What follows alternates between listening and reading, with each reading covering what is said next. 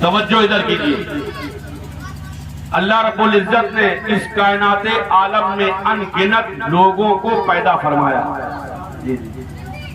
انبیاء آئے، مرسلین آئے، صحابہ آئے، تابعین آئے، ائمہ آئے، سلف صالحین آئے، مقتدی آئے، مصلین آئے، بڑے بڑے خطبہ آئے، واعظین آئے، علماء آئے، ناصحین آئے، طلبہ آئے، مدرسین آئے، لیکن ان میں ایک انفرادی شان کی حامل ذات، ایک انوکھی ذات۔ لوگ یہ کہتے ہیں کہ تمام صحابہ کرام اللہ کے نبی صلی اللہ تعالی علیہ وسلم کے مرید ہیں، لیکن وہ عمر کہ جن کو امیر المومنین خلیفۃ المسلمین کہا جاتا ہے، وہ سرکار عمر رضی اللہ تعالی عنہ کہ جن کے نام سے باطل بھی لرزہ براندام ہو جاتا ہے، وہ مصطفیٰ کے مرید نہیں بلکہ مصطفیٰ کی مراد ہے، مصطفیٰ کی مراد ہے۔ کون عمر؟ میرے نبی نے ارشاد فرمایا لو کانا بعدی نبی لکانا عمر، اگر میرے بعد کوئی نبی ہوتا تو وہ عمر ہوتے۔ کون عمر؟ اللہ کے نبی صلی اللہ تعالی علیہ وسلم نے ارشاد فرمایا کہ من احب عمر فقد احبنی ومن احبنی فقد احب اللہ ومن احب اللہ فمأواہ الجنہ۔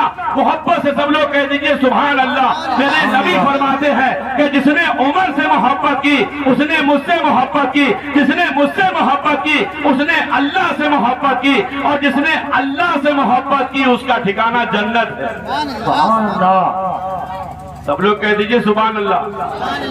ہم بھلے سے گناہگار صحیح، بھلے سے ریاکار صحیح، بھلے سے سیاکار صحیح، لیکن اللہ کا شکر ہے کہ سرکار عمر سے محبت کرتے ہیں، اور یہ اسی محبت کا نتیجہ ہے کہ یہاں بیٹھے حضرت سرکار عمر فاروق اعظم، جن کے تعلق سے بڑے بڑے صاحبان فضل و کمال ارباب علم و دانش یہ کہنے پر مجبور ہے کانا رأیہ موافقا بالوحی والکتاب۔ عمر کی ذات وہ ذات ہے کہ جن کی رائے، جن کا مشورہ اللہ کے کلام کے مطابق ہوتا تھا، وحی الہی کے موافق ہوتا تھا۔ 17 آیتیں ایسی ہیں جو حضرت سرکار فاروق اعظم کے مشورے کے طور پہ نازل ہوئی، جیسا مشورہ دیا اسی کے موافق نازل ہوئی، اسی کے مطابق نازل ہوئی۔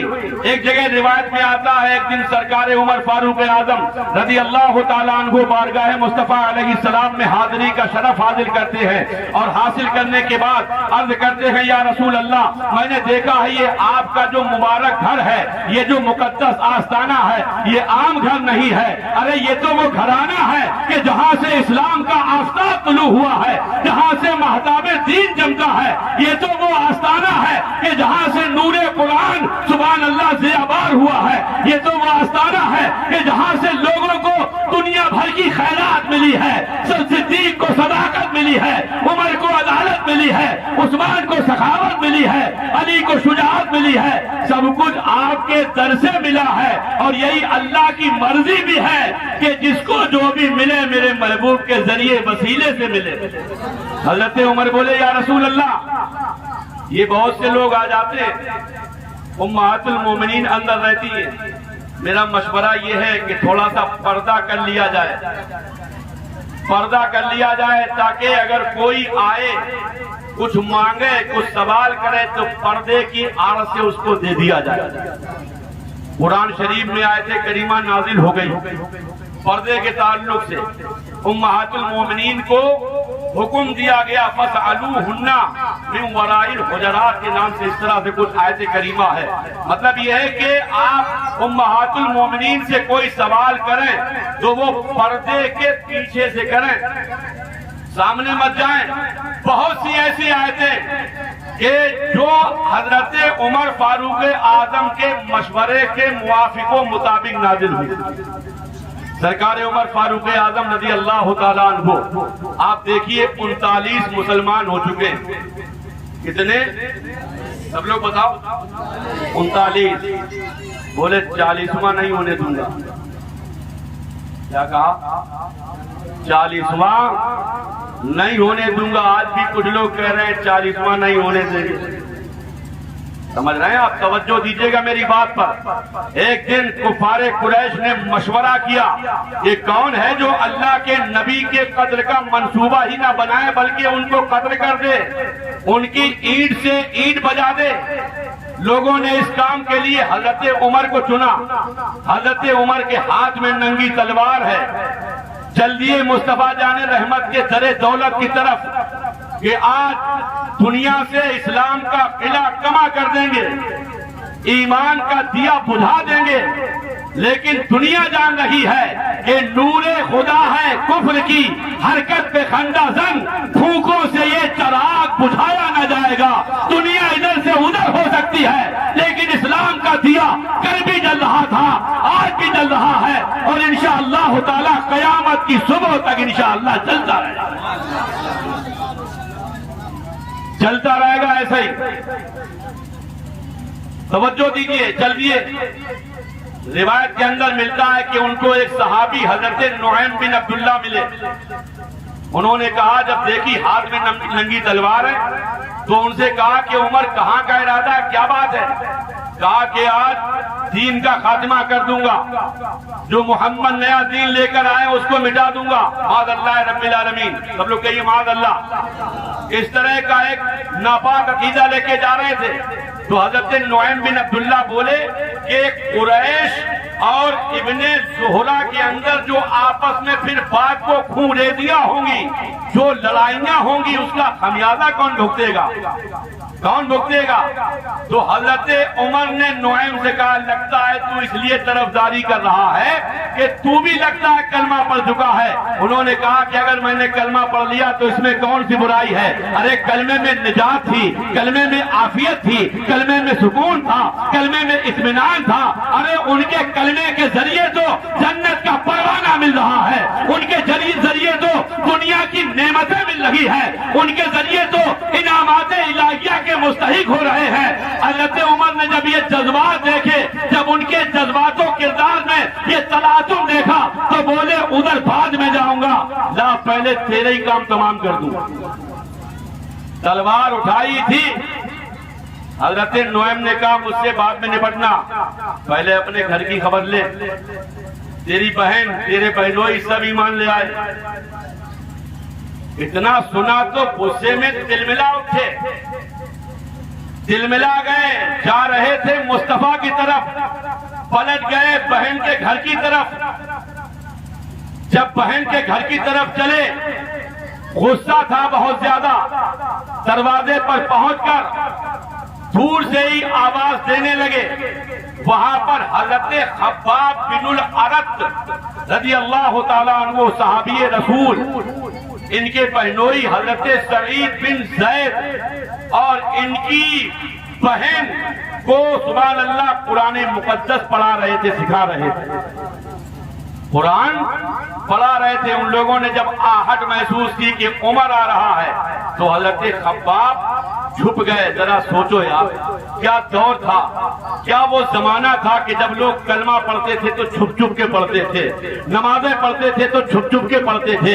جب لوگ نمازیں پڑھتے تھے، اگر کوئی جان لیتا تھا تو نماز پڑھنے والوں کے گلے میں پھندا ڈال کر کے گھونٹا جاتا تھا، کسی کو مارا جاتا تھا، کسی کو ستایا جاتا تھا، کسی کو پیٹا جاتا تھا، کسی کو رلایا جاتا تھا. لیکن یہ خدا کا کتنا بڑا احسان ہے کہ آج ہمارے تمہارے لیے الحمدللہ کوئی پابندی نہیں ہے. جہاں چاہے وہاں نماز پڑھ لیں، جب چاہے خدا کا نام لے لیں، جب چاہے اللہ کے کلام کی تلاوت کر لیں، جب چاہے اللہ کی عبادت کر لیں. لیکن یہ ہماری تمہاری بہت بڑی کاہلی ہے، سستی ہے کہ مسجدوں کو تو ہم لوگ بالکل جو ہے یہ کہہ لیجئے کہ بڑا دور ہے مسجدوں سے، اور خرافاتی اڈوں کو آباد کیے ہوئے. یہ ہماری تمہاری محروم القسمتی ہے. چھپ گئے حضرت خباب.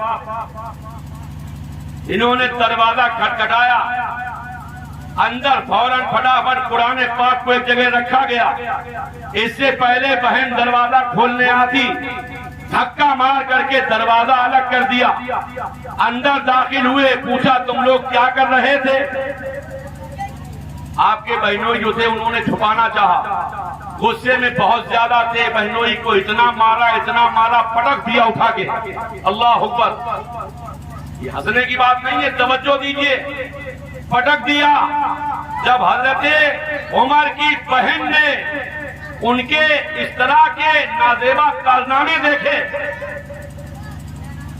ان کا یہ اٹھتا ہوا قدم دیکھا، تو اپنے جذبات قابو میں نہ کر سکی، کیونکہ وہ بھی تو انہی کی بہن ہے.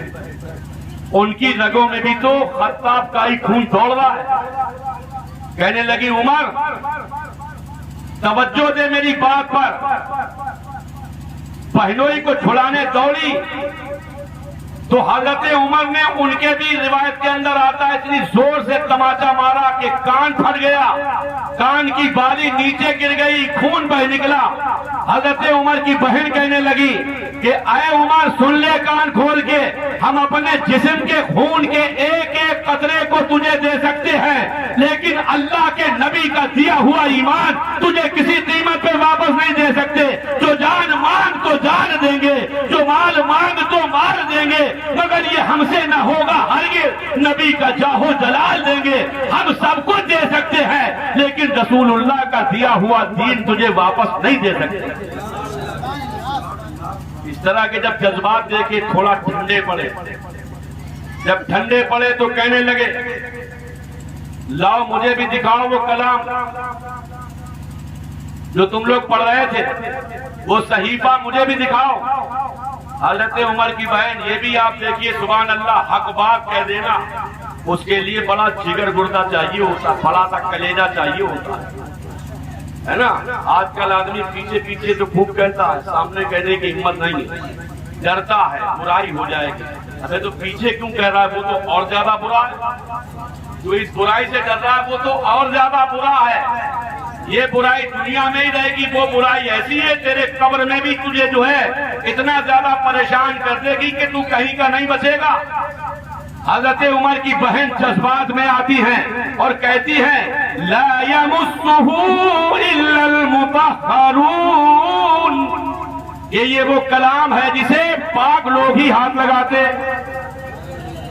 اسے جب چھوا جاتا ہے تو پاک صاف ہو کے چھوا جاتا ہے، ایسے نہیں چھوا جاتا. جاؤ پہلے غسل کرو، وضو کرو، اس کے بعد اللہ کا کلام پڑھنا. گئے، غسل کیا، وضو کیا، اور سورہ طٰہٰ کی 16ویں پارے میں ہے سورہ طٰہٰ، اس کو جب پڑھنے لگے پڑھتے رہے اور جب اس آیت کریمہ پر پہنچے اننی انا اللہ اقم الصلاۃ لذکری تک پہنچے، اننی انا اللہ فاعبدنی واقم الصلاۃ لذکری، آتا ہے کہ بے شک میں ہی اللہ ہوں تو تو میری عبادت کر اور میری یاد کے لیے نماز قائم کر. یہاں پر پہنچتے ہیں تو یہ کلام الہی ہے، اس کے اندر ایسی تاثیر ہے سبحان اللہ. ان کے دل کے اندر یہ آیت کریمہ تاثیر کا تیر بن کر کے چبھتی چلی گئی. ابھی تک آپ دیکھ لیجئے جو ایمان کے گلشن کو اجاڑنے آئے تھے، اب وہی ایمان کے گلشن کو ہرا بھرا کرنے کی قسمیں کھانے کے لیے تیار ہیں سبحان اللہ. کہتے ہیں کہ چلو مجھے مصطفیٰ کی بارگاہ میں لے چلو، مجھے فوراً لے چلو مصطفیٰ کی بارگاہ میں. اس وقت مصطفیٰ جان رحمت صلی اللہ تعالیٰ علیہ وسلم حضرت زید بن ارقم کے یہاں تشریف فرما تھے باہر پہرے داری کے لیے. حضور کے سگے چچا حضرت امیر حمزہ بن عبد المطلب اور دوسرے حضرت طلحہ، یہ دونوں لوگ باہر پہرے داری کر رہے تھے. نظر پڑی عمر کے ہاتھ میں تلوار ہے. حضرت امیر حمزہ بولے کہ اگر عمر اچھے ارادے سے آ رہا ہے تب تو ٹھیک ہے، اور اگر اس کا ارادہ باطل ہے تو پھر اس کی ہی تلوار سے اس کی گردن اڑانے میں مجھے کوئی مذائقہ نہیں ہے، ذرہ برابر کوئی خوف نہیں ہے. یہ حضور کے سگے چچا ہیں اور جس وقت میں ایمان لائے تھے حضرت امیر حمزہ تو انہوں نے کہا تھا مکے کے اندر انہوں نے کہا تھا سبحان اللہ تاریخ کے سنہرے حرف میں، تاریخ کے اندر آج بھی سنہرے حرف سے یہ بات لکھی جانے کے لائق ہے۔ کہنے لگے کہ ابھی تک تو میں تمہیں اپنے بھائی عبداللہ کا بیٹا کہتا تھا، ابھی تک تو میں تمہیں اپنا بھتیجا سمجھتا تھا، لیکن آج سے تم میرے آقا ہو، میں تمہارا غلام ہوں، آج سے تم میرے نبی ہو، میں تمہارا امتی ہوں، تم میرے داتا ہو، میں تمہارے در کا بھکاری ہوں۔ سبحان اللہ۔ یہ کون کہہ رہا ہے؟ حضور کے سگے چچا، حضور کے سگے چچا کہہ رہے ہیں کہ آپ میرے آقا ہیں، میں آپ کا غلام ہوں، اور آج پیدا ہوا ہے 1450 برس کے بعد تو کہہ رہا ہے کہ نبی ہماری طرح، نبی ہماری طرح کہہ رہا ہے۔ غور کیجئے میرے بھائی، جب حضور کے سگے چچا وہ یہ کہہ رہے ہیں کہ ہم نبی کی طرح نہیں، نہ نبی ہماری طرح، وہ بھی یہ کہنے پر مجبور ہے کہ آج سے آپ میرے آقا، میں آپ کا غلام، آج سے آپ میرے نبی، میں آپ کا امتی، آج سے آپ میرے داتا، میں آپ کے در کا منگتا بھکاری، تو پھر ہم اور آپ کہاں چلے گئے؟ ہم اور آپ کس کھیت کی مولی ہے؟ یہ نبی کے سگے چچا کہہ رہے ہیں۔ بہرحال حضرت فاروق اعظم جب وہاں پہنچے تو اللہ کے نبی پر اسی وقت وحی نازل ہو چکی تھی کہ عمر آ رہے ہیں۔ میرے مصطفیٰ خود باہر تشریف لے آئے، حضرت عمر کا ہاتھ پکڑا، دامن تھاما اور ارشاد فرمایا عمر کب تک خوریزیاں کرو گے؟ اللہ کے نبی کی زبان مبارک سے سبحان اللہ جملے کیا نکلے؟ آپ یہ کہہ لیجئے کہ یہ وہ مبارک کلمات تھے جو حضرت عمر کے لیے ہدایت کا سامان بن گئے، یہ وہ مبارک جملے تھے سبحان اللہ، یہ وہ پاکیزہ جملے تھے جو حضرت عمر کے لیے یہ کہہ لیجئے کہ کفر کے دلدل سے نکل کر کے ایمان کے گلشن میں آنے کا سبحان اللہ ذریعہ بن گئے، ان کی نجات کا سامان بن گئے۔ عمر نے چہرے مصطفیٰ دیکھا، پکار اٹھے کہ یا رسول اللہ مجھے کلمہ پڑھائیے، اپنا غلام بنا لیجیے۔ دیکھ رہے ہیں آپ؟ اب یہاں ایک بات توجہ سے سن لیجئے، ذہن حاضر ہے؟ عمر کے ہاتھ میں تلوار، جو کلمہ پڑھنے گیا اس کے ہاتھ میں تلوار ہے، اور جو کلمہ پڑھا رہا ہے اس کے دونوں ہاتھ خالی ہیں۔ غلط کہتے ہیں لوگ کہ اسلام تلوار کے زور سے پھیلا، وہ تاریخ اسلامی کا مطالعہ کریں۔ میں یہ کہتا ہوں کہ اسلام تلوار کے زور سے نہیں بلکہ مصطفیٰ جان رحمت کے کردار کے زور سے پھیلا ہے، آمنہ کے لال کے اخلاق سے پھیلا ہے۔ جو چہرہ مصطفیٰ دیکھ لیتا سبحان اللہ نبی کا دیوانہ ہو جاتا۔ ارے ہم لوگ تو پڑھتے سنتے ہیں یار، جب زیادہ دل لگ جائے نا تو ایک الگ طرح کی کیفیت ہو جاتی ہے۔ تو پھر جنہوں نے سبحان اللہ مصطفیٰ کو دیکھا ہے وہ تو بڑے مقدر والے۔ اب جب ایمان لے آئے حضرت عمر تو بلند آواز سے ایک نعرہ لگایا گیا، آپ لوگوں میں بھی کوئی لگا دے، ان کے ایمان لانے کا تذکرہ ہے۔ یہ سارا کام بیچارے اسٹیج والے ہی کرے، آپ میں ہے کوئی نعرہ لگانے والا؟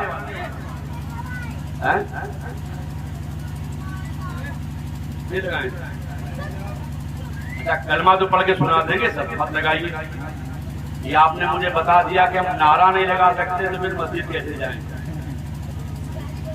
کلمہ پڑھیے بلند آواز سے، لا الہ الا اللہ محمد رسول اللہ صلی اللہ تعالیٰ علیہ وسلم۔ بہرحال اللہ تعالیٰ سب کو سلامت رکھتے۔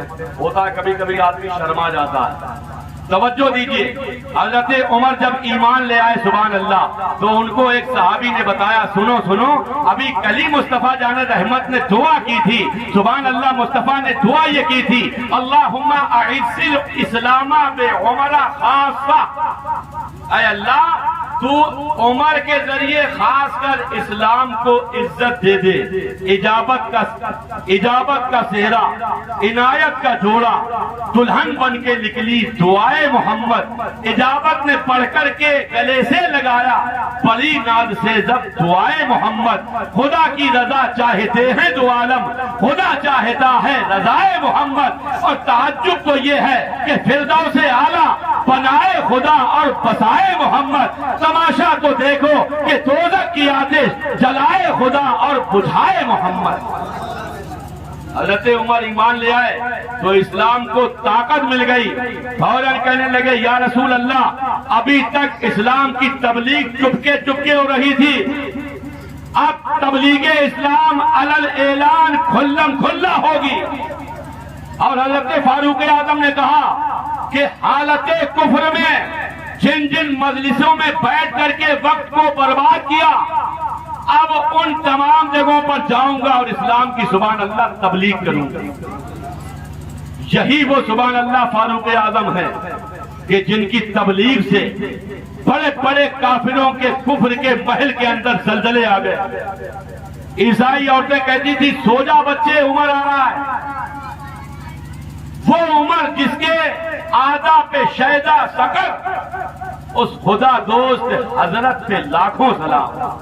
امام عشق و محبت نے بھی سبحان اللہ سب کو سلام پیش کر دیا، ایسا سلام پڑا جو پوری دنیا میں پڑھا جا رہا ہے، آل ورلڈ میں، پوری دنیا میں، ساری کائنات میں، سارے جگ میں پڑھا جا رہا ہے ان کا سلام۔ وہ عمر جس کے آدھا پہ شیدا سقر، اس خدا دوست حضرت پہ لاکھوں سلام۔ سرکار فاروق اعظم رضی اللہ تعالی عنہ نے یہ وہی ہیں کہ جنہوں نے سبحان اللہ 22 لاکھ مربع میل پر ایسی حکومت کی ہے کہ ان کی حکومت کو دیکھ کر کے بڑے بڑے لوگوں نے کلمہ پڑھ لیا۔ لوگ کہنے پر مجبور تھے کہ یار جب عمر کا یہ عالم ہے تو پھر جس نبی کا انہوں نے کلمہ پڑھا ہے اس مدینے والے مصطفیٰ کا عالم کیا ہوگا جب ان کے گدا بھر دیتے ہیں۔ شاہان زمانہ کی جھولی محتاج کے نبی عالم ہے، مختار کا عالم کیا ہوگا۔ آج بات مجھے لگتا ہے بڑے ابھی ایک ہی بات ہو پائی ہے، ٹائم اتنا زیادہ ہو گیا۔ بہرحال آپ پریشان نہ ہو، میں کوشش کروں گا بہت تیزی سے سمیٹنے کی۔ آپ کلمہ طیبہ سنائے، میں سفر اور تیزی سے جاری کر دوں۔ بلند آواز سے پورا مجمع پڑھیے، لا الہ الا اللہ محمد رسول اللہ صلی اللہ تعالی علیہ وسلم۔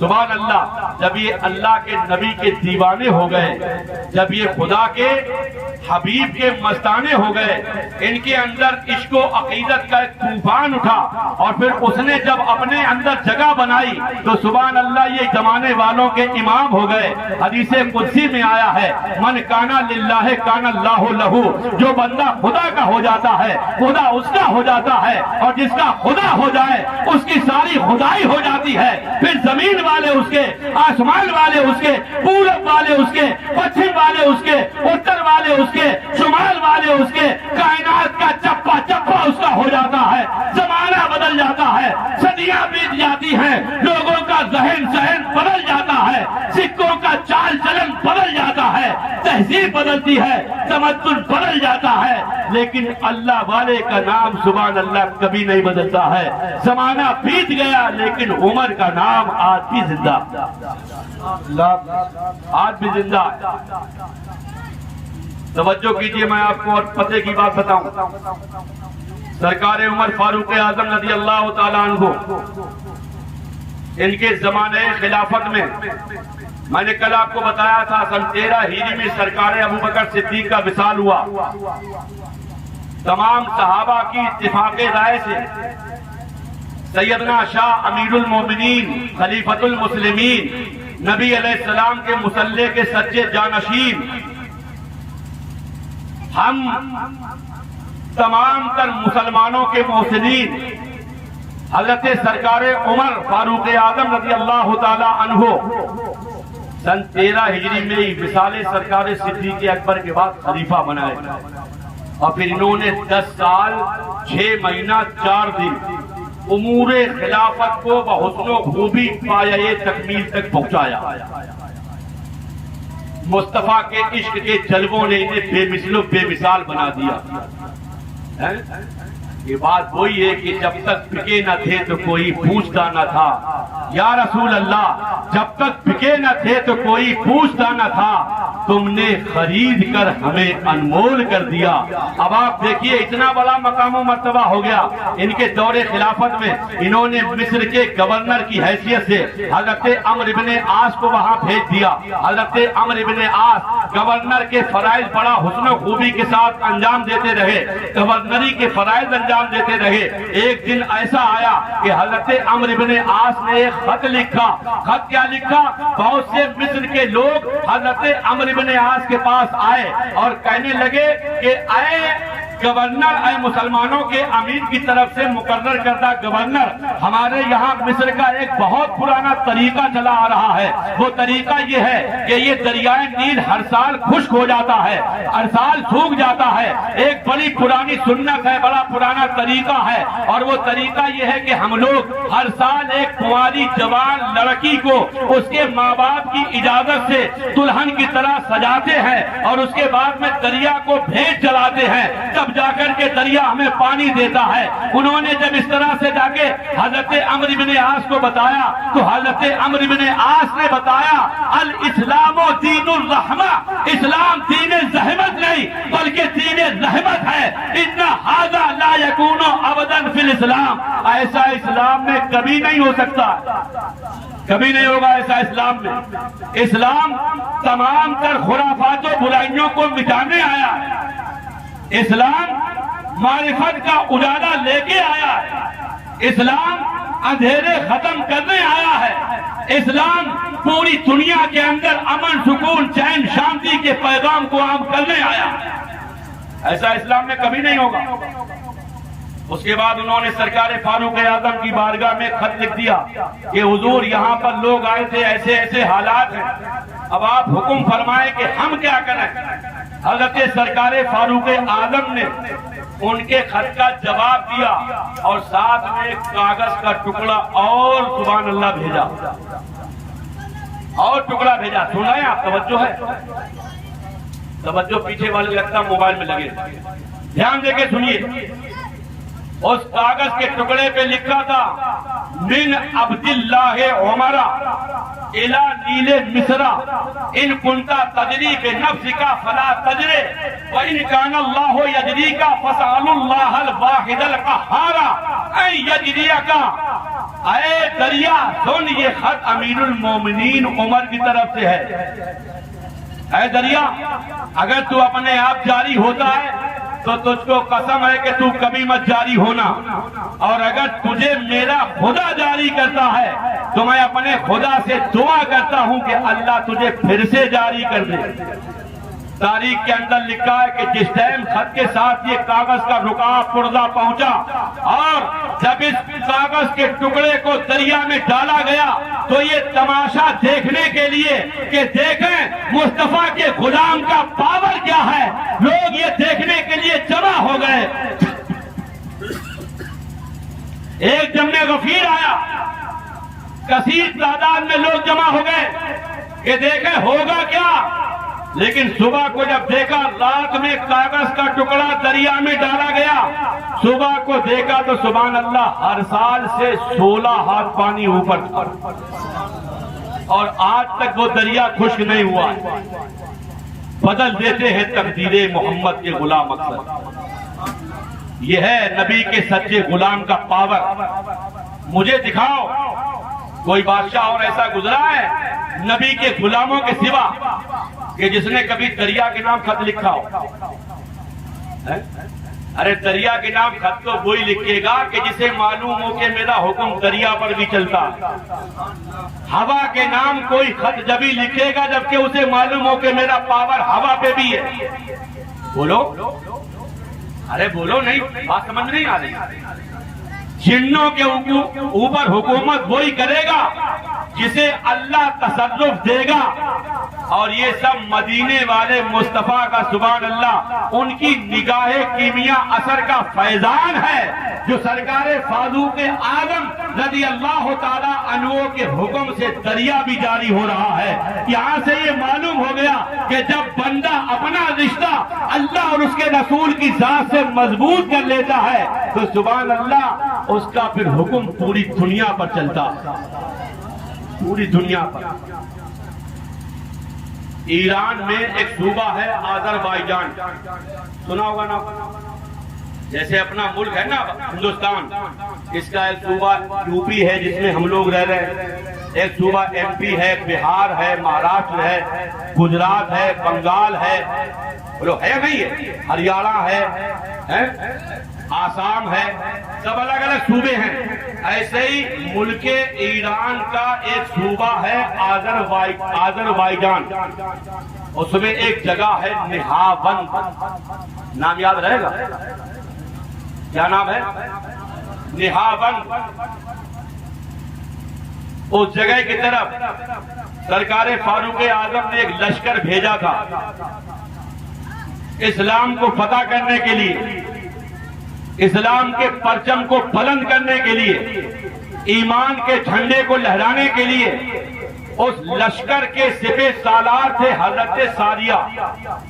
کون تھے؟ حضرت ساریہ۔ ان کو بھیج دیا، 1 مہینہ ہو گیا گئے ہوئے، اور وہ وہاں کفار مشرکین سے جنگ کرنے لگے۔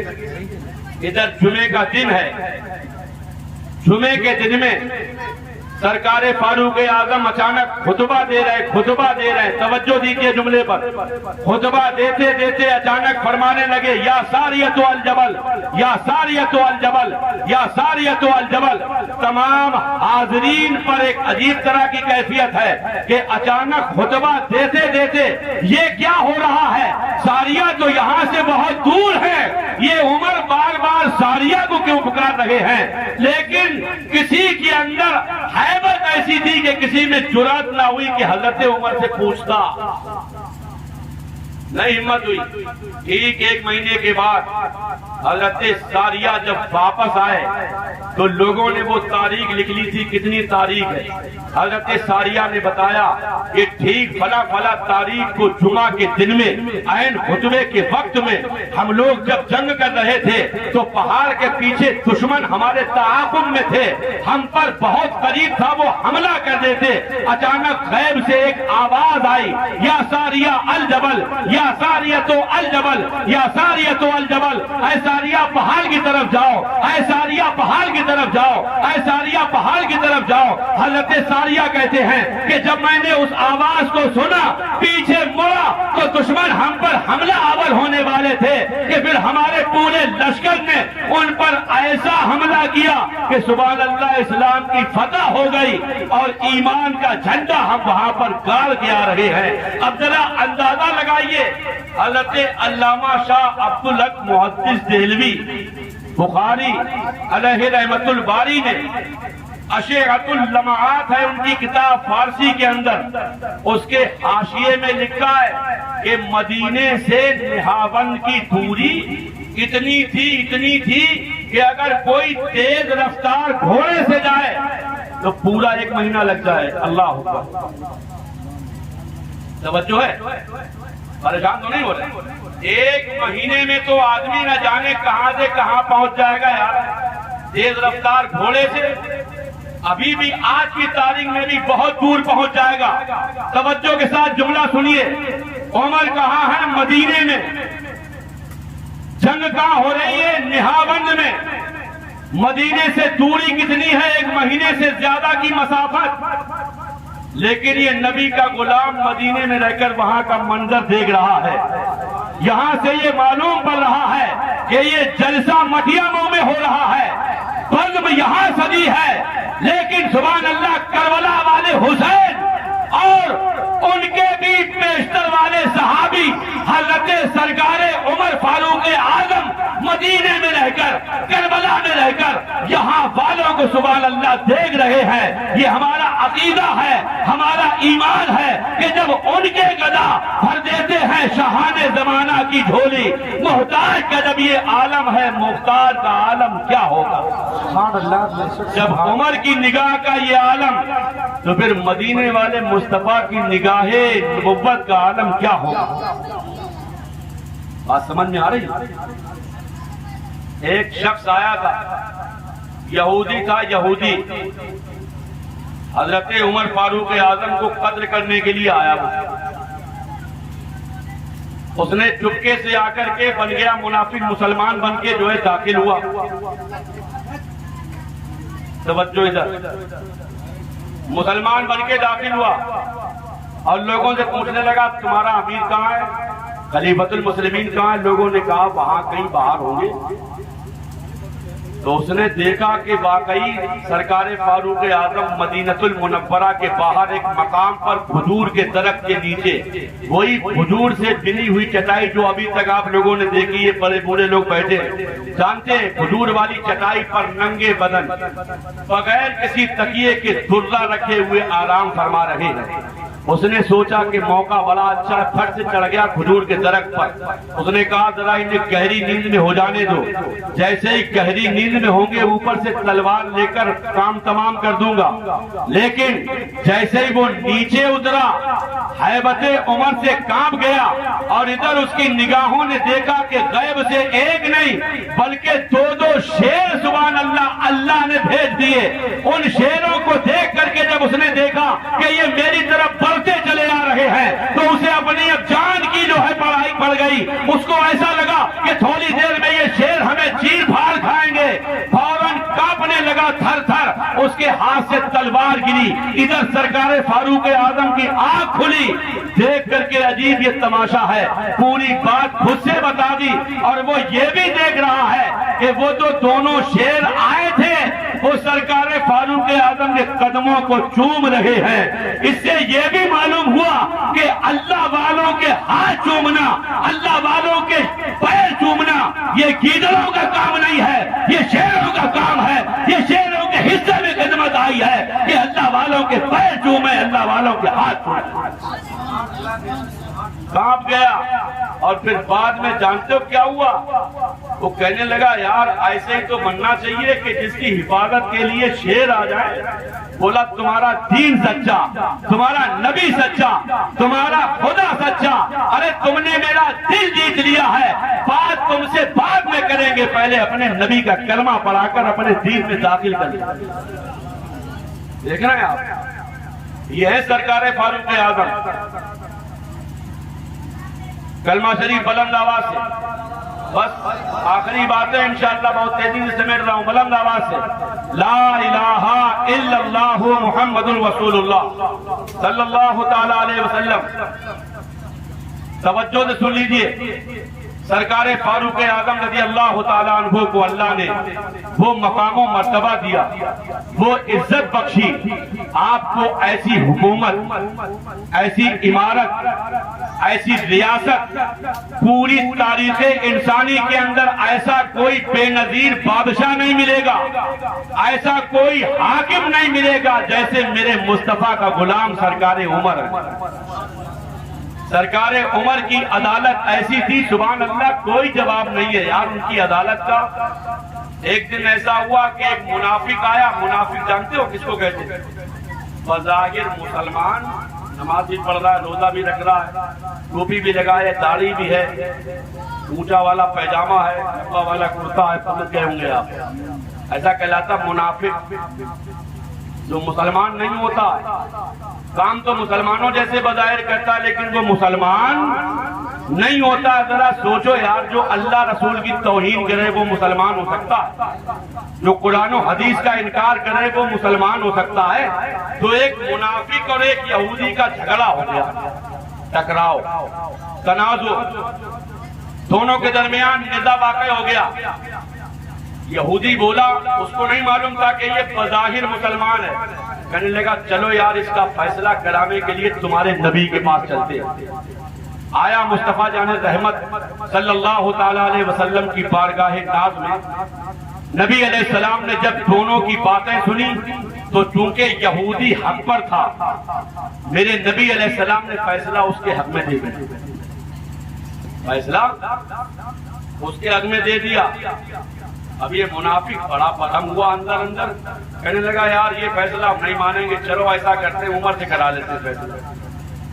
اب دیکھیے وہ یہودی ہو کر کتنا سمجھدار تھا، دیکھ رہے ہیں آپ نبی کی بارگاہ میں بھی ایسی باتیں کر رہا ہے، تو پیچھے کیسی کیسی باتیں کرے گا؟ نبی کی بارگاہ کے لیے کیا بولا؟ چلو عمر سے فیصلہ کروا لیں۔ تو یہودی سمجھدار تھا، بولا یار کہیں ایسا بھی ہوتا ہے کہ کوئی بڑی بارگاہ سے فیصلہ کرا کے چھوٹے کے پاس جائے، وہ مانا نہیں، بولا چل اچھا چلتے۔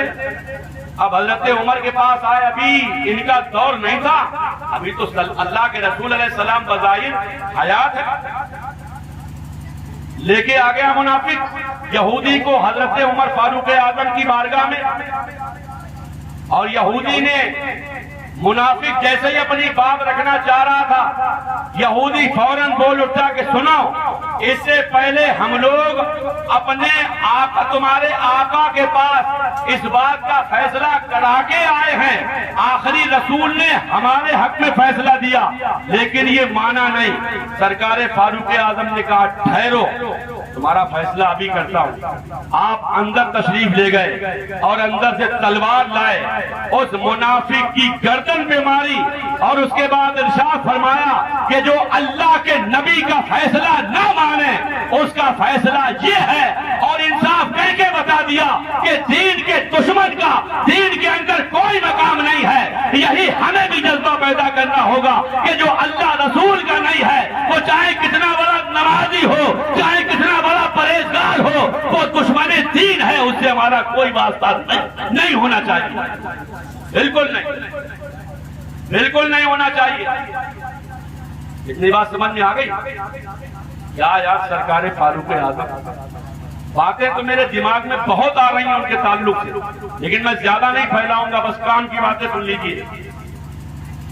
سرکار فاروق اعظم، ان کی عادت کریمہ تھی، خلافت کا دورہ ہے، لیکن یہ رات کو اپنا بھیس بدل کر کے لے آیا کہ جنتا کی تمام تر پریشانیوں کو آنکھوں سے دیکھتے اور پھر اس کا حل بھی نکالتے۔ ایک دن سرکار فاروق اعظم کا دور خلافت ہے، ان کا زمانہ خلافت ہے، ایک نقاب پوش نکلا، اس کے ساتھ میں ایک اس کا ساتھی ہے، مدینہ منورہ کا مقدس شہر ہے، عمر کا دور خلافت ہے، عمر کے سر کے اوپر خلافت نبوی کا سبحان اللہ تاج زردی سجا ہوا ہے۔ نکلے ان کے دور میں ایک نقاب پوش اپنے ساتھی کے ساتھ، تو دیکھا کہ ایک گھر سے ایک عورت کے بچوں کو سمجھانے کی کچھ آواز آ رہی ہے۔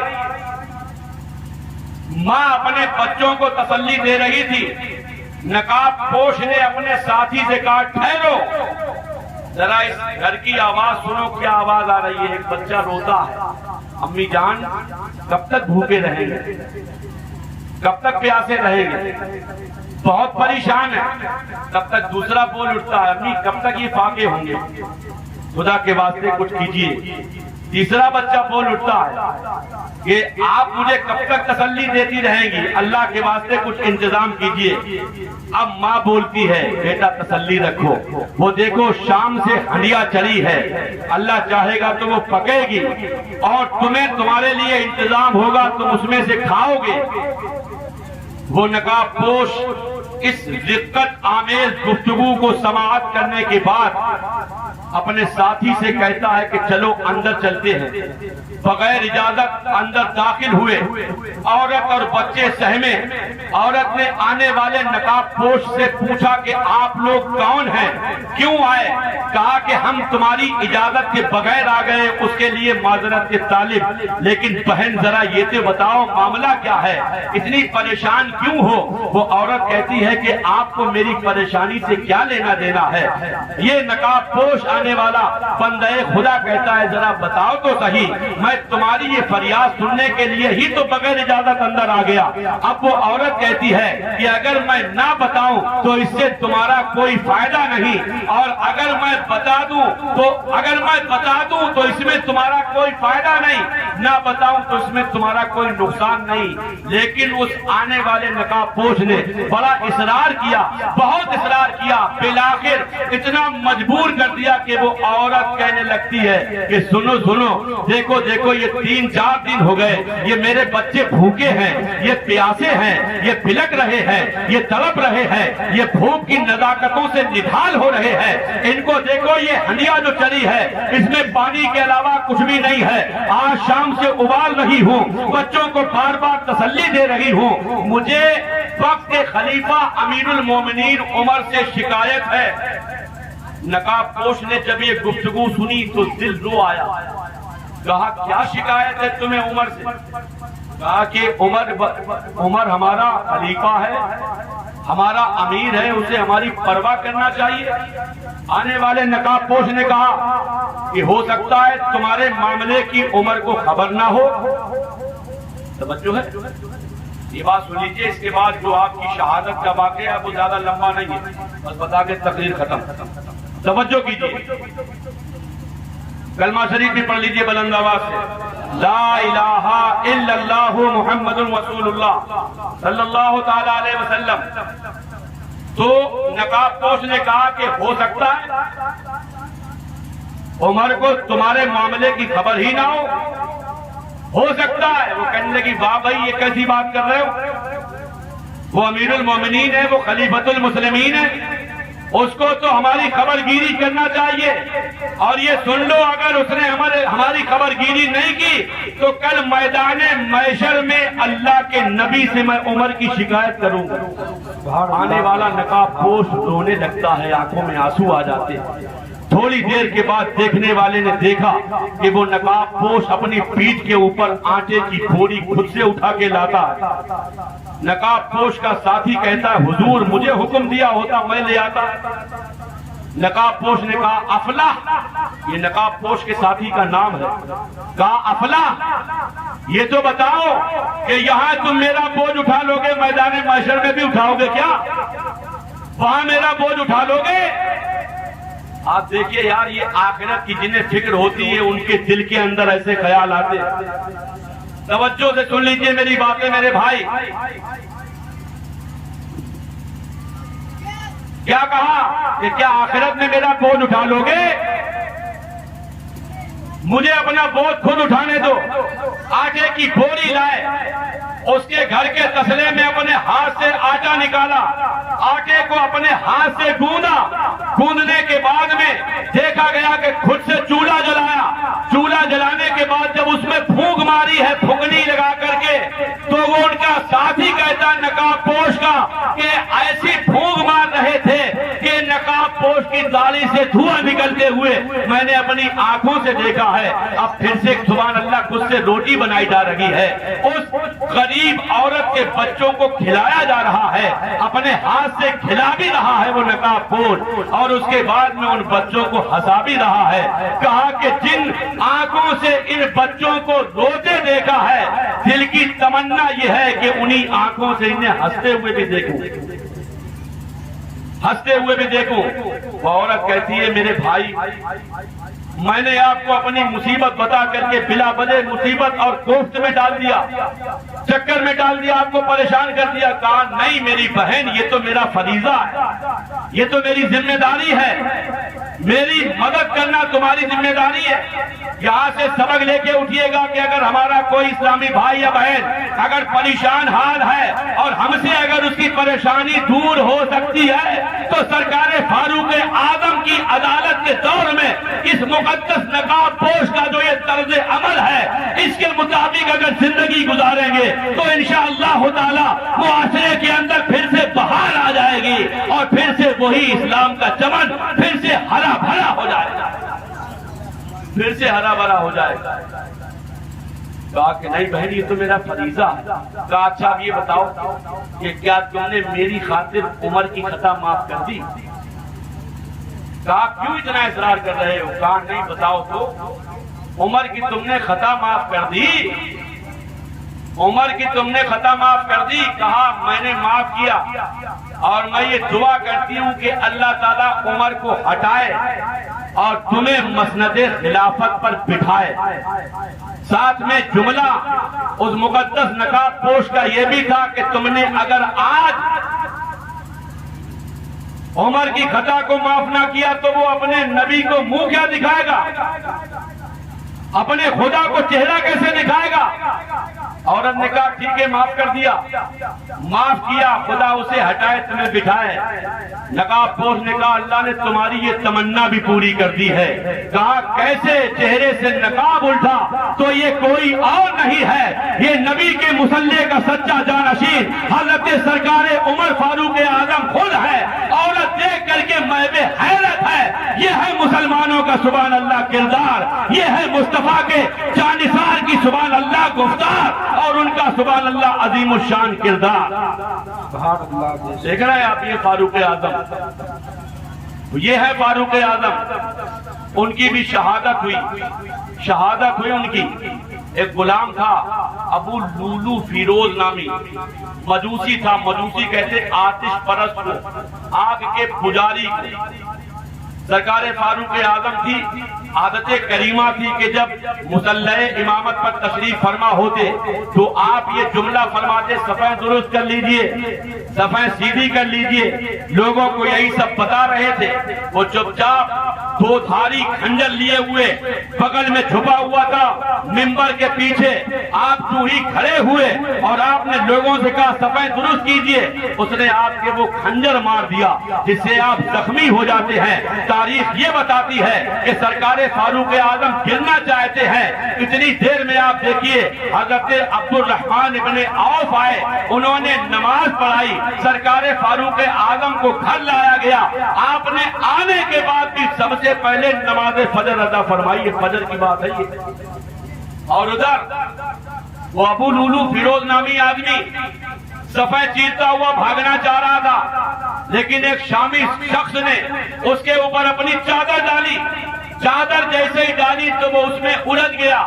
جب اس نے دیکھا کہ اب میں مارا جاؤں گا تو اپنا کوئی کھنجر نکال کے اپنی گھونپ لی، خودکشی کر لی کہ ذلت کی موت مرنے سے اچھا ہے اپنے آپ مر جا۔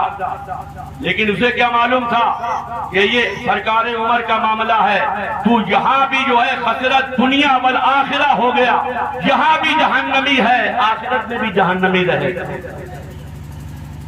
دیکھ رہے ہیں آپ، تو اس طرح سے 26 ذی الحجہ کو، یہ جو بقرعید والا مہینہ گیا اس کی 26 تاریخ کو آپ زخمی ہوئے، 3 دن باقاعدہ حیات رہے۔ ایک روایت کے مطابق 29 ذی الحجہ کو، ایک روایت کے مطابق یکم محرم الحرام کو آپ نے اس دار فانی کو خیر آباد کہا اور عالم بالا کی طرف، عالم جاودانی کی طرف کوچ کر گئے۔ جب تیری یاد میں دنیا سے گیا ہے کوئی، جان لینے کو دلہن بن کے قضا آئی ہے۔ یہ ہے سرکار فاروق اعظم رضی اللہ تعالیٰ عنہ۔ اہل بیت سے ان کی محبت دیکھیے۔ لوگ طرح طرح کے آج صحابہ کے معاملے میں اعتراض کرتے ہیں، یہ اللہ کے نبی کا سبحان اللہ وہ مقدس غلام ہے۔ آپ دیکھیے ان کا رشتہ بتا دوں، حضرت سرکار فاروق اعظم کی ایک بیٹی ام المومنین حضرت سیدتنا حفصہ، یہ مومنوں کی ماں ہے، سرکار کی بیوی ہے، اور حضرت مولا علی کی ایک بیٹی، ان کا نکاح حضرت عمر سے ہوا۔ تو اس طرح سے حضرت مولا علی کے یہ داماد بھی ہیں۔ دیکھ رہے ہیں آپ، سرکار امام حسن سرکار امام حسین کے بہنوئی بھی ہیں، اور اتنی محبت کرتے تھے جب سے انہوں نے مصطفیٰ جان رحمت سے حسنین کریمین کے معاملے میں سنا کہ یہ میرے دونوں شہزادے جنتی جوانوں کے سردار ہیں، تو اتنا سننے کے بعد ایک جنگ کے موقع پر کافی مال و متاع آ گیا۔ اس بات کا بتانا بہت ضروری ہے۔ میں آپ کو کل بتا رہا تھا نا، شیعہ لوگ بڑا عجیب طرح کے ان کے معاملات ہیں، اس لیے یہ بات بتا رہا ہوں۔ تو جنگ میں جب مال آیا، حضرت امام حسن نے دیکھا، کہا یار اپنے ذہن میں کچھ خیالات لائے۔ پھر اس کے بعد حضرت امیر المومنین کا چونکہ دور خلافت ہے، کہا یہ گھوڑا بہت اچھا ہے۔ حضرت امیر المومنین سرکار عمر نے فرمایا لے لو۔ پھر اس کے بعد فرمایا یہ زرہ بہت اچھی ہے، کہا یہ بھی لے لو۔ اس کے بعد آپ نے اور فرمایا یہ فلاں چیز بہت عمدہ ہے، کہا یہ بھی لے لو۔ سب دے دیا تو ایک کہنے لگے کہ سب انہی کو دے دیں گے، اس کے بعد سنیے سرکار عمر فاروق اعظم کا جملہ، فرمانے لگے آپ نے امامہ اتار دیا اور کہنے لگے یہ عمر کے سر میں اور داڑھی میں جو بال ہیں یہ انہی کے نانا کا صدقہ ہے، انہی کے صدقے میں یہ کائنات کی بہاریں ہیں، انہی کے صدقے میں یہ نعمتیں ہیں، انہی کے صدقے میں یہ رفعتیں ہیں، انہی کے صدقے میں یہ عزتیں ہیں۔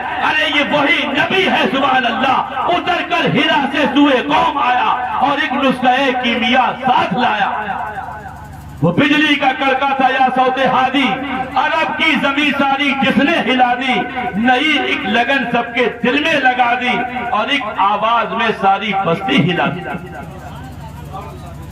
سرکار فاروق اعظم نے ثابت کر کے دکھا دیا کہ مصطفیٰ جان رحمت کا کردار کیسا ہے، ان کی گفتار کیسی ہے۔ جو عمر کو دیکھتا کلمہ پڑھ لیتا، ایمان لے آتا، جو دیکھتا وہ کلمہ پڑھ لیتا، ایمان لے آتا، اور ہر ایک یہی کہتا کہ یار جب عمر کا یہ عالم ہے تو ان کے آقا کا عالم کیا ہوگا۔ 10 سال 6 مہینے 4 دن تک امور خلافت کو نہایت حسن و خوبی کے ساتھ پایہ تکمیل تک پہنچانے کے بعد ٹھیک 29 ذی الحجہ یا یکم محرم الحرام سن 23 ہجری میں یہ پوری دنیا کو داغ مفارقت دے کر بظاہر تشریف لے گئے، لیکن پوری دنیا محسوس کر رہی ہے کہ زندہ ہو جاتے ہیں جو مرتے ہیں حق کے نام پر۔ اللہ اللہ موت کو کس نے مسیحا کر دیا۔ جو زمانہ جان رہا ہے کہ بظاہر عمر چلے گئے، کافی زمانہ بیت گیا، لیکن حضرت عمر کا کام زندہ ہے، ان کا نام زندہ ہے، ان کی رفعت زندہ ہے، ان کی عظمت زندہ ہے، ان کا کردار زندہ ہے، ان کی گفتار زندہ ہے، ان کے ادوار زندہ ہے، ان کے افعال زندہ ہے، ان کے اعمال زندہ ہے، اور الحمدللہ ان کا چاہنے والا یہ بے مثال غلام، اس کا بھی کردار زندہ ہونا چاہیے، یہ خود زندہ ہے۔ انشاءاللہ تعالی سیرت عمر سننے کے بعد اس کا کردار بھی زندہ ہو جائے گا۔ اللہ تعالیٰ اس پاکیزہ بزم کو قبول فرمائے اور بیان میں جو بھی خامیاں کوتاہیاں لغزشیں غلطیاں واقع ہوئی ہوں مولا ان کو اپنے فضل سے معاف فرمائے۔ میرے ساتھ سب لوگ مل کر پڑھ لیجئے، استغفر اللہ ربی من کل ذنب واتوب الیہ، اور کہیے لا الہ الا اللہ محمد رسول اللہ صلی اللہ تعالی علیہ وسلم۔ اقول قولی ھذا واستغفر اللہ لی ولکم ولسائر المؤمنین وما توفیقی الا باللہ وآخر دعوانا ان الحمد للہ رب العالمین۔ کھڑے ہو جائیے، تیزی سے سلام پڑھ لیجیے۔